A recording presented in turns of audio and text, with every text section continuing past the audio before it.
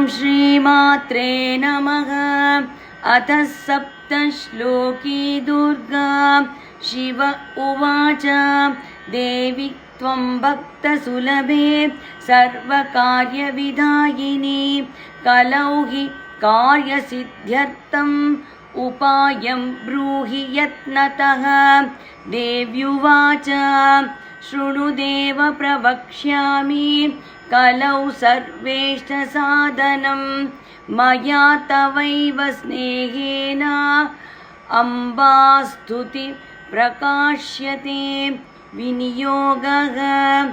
ॐ अस्य श्रीदुर्गा सप्तश्लोकी स्तोत्रमन्त्रस्य नारायण ऋषिः अनुष्ठुप् चन्द्रः श्रीमहाकाली महालक्ष्मी महासरस्वत्यो देवताः श्रीदुर्गा प्रीत्यर्थं सप्तश्लोकी दुर्गापाठे विनियोगः।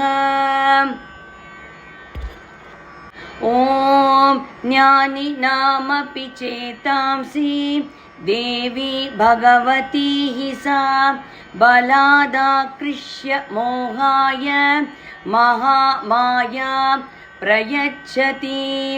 दुर्गे स्मृता हरसि भीतिम् अशेषजन्तोः स्वस्थै स्मृता मतीव शुभां दधासि।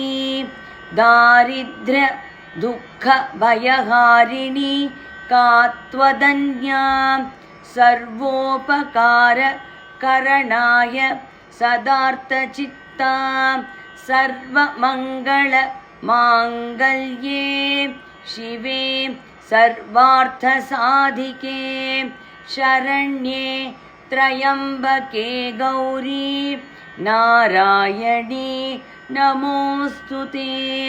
शरणागत दीनार्थ परित्राणपरायणे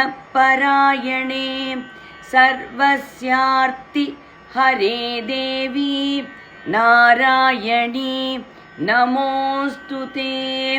सर्वस्वरूपे सर्वेशे सर्वशक्ति समन्विते भयेम् अस्त्राहिनो देवी दुर्गे देवी नमोऽस्तुते।